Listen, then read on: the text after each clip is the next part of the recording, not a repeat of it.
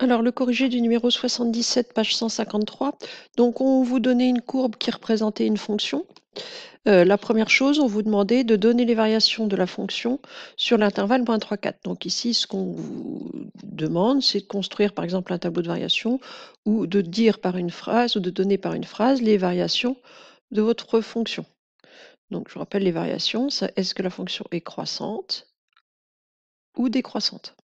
Donc ici, on a une fonction qui est croissante entre moins 3 et moins 2, donc sur l'intervalle moins 3, moins 2, puis décroissante de l'intervalle sur l'intervalle moins 2 jusqu'ici, donc 2, puis croissante de nouveau sur l'intervalle de 4. Donc on peut rapidement mettre ça dans un tableau, c'est ce qui va être le plus simple, ou alors vous faites les trois phrases, hein. F est croissante sur l'intervalle moins 3, moins 2, puis décroissante sur l'intervalle moins 2, 2, puis croissante sur l'intervalle 2, 4. Mais ça va aller plus vite de faire un tableau.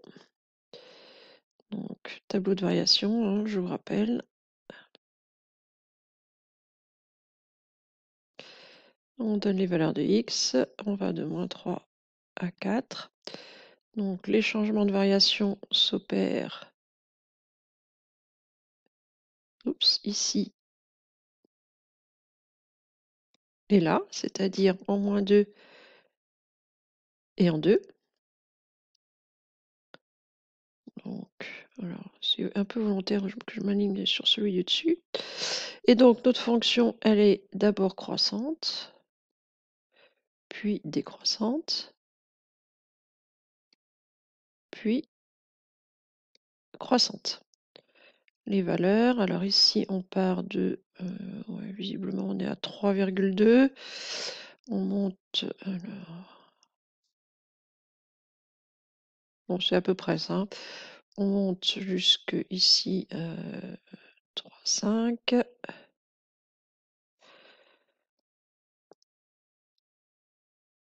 On redescend jusqu'à moins 3.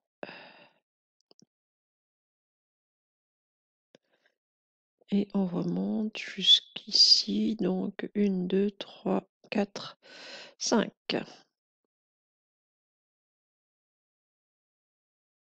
Voilà. Donc ça, le tableau de variation, vous faites ça depuis la seconde. On a refait ça aussi en début d'année. Alors pourquoi est-ce que le tableau de signes de f' correspond bien à ça? Bah, on a vu dans le cours que si la fonction est croissante, c'est que f' est positive, et réciproquement, si f' est positive, c'est que la fonction est croissante. Et lorsque la fonction est décroissante, on doit avoir f' négative. Donc ici, on voit effectivement, là en plus, je me suis volontairement alignée, hein, que le tableau de signe de la dérivée est cohérent avec le tableau de variation de la fonction. Alors attention de ne pas confondre le tableau de signe de la dérivée et le tableau de signe de la fonction. Le tableau de signe de la fonction, hein, la fonction, elle serait positive jusque ici, là on est à 0,3, 0,4, puis négative jusqu'ici, et puis positive encore. Donc ensuite, il n'y a aucun rapport entre le signe de la fonction et le signe de la dérivée. Par contre, le signe de la dérivée est lié au tableau de variation de la fonction. Quand on a refait les fonctions en début d'année, on avait bien distingué les deux tableaux de signe et le tableau de variation d'une fonction, qui sont indépendants l'un de l'autre. Par contre, le tableau de variation de la fonction, lui, est entièrement induit, est complètement dépendant avec le tableau de signe, mais non pas de la fonction, mais le tableau de signe de la dérivée. Donc ici, bah, il n'y a pas grand-chose à dire, hein, il suffit de dire que le tableau de variation est cohérent avec le tableau de signe de la dérivée.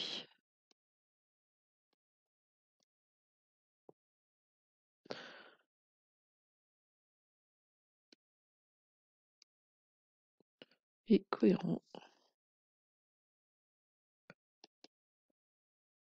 avec le tableau de signe de f' de x.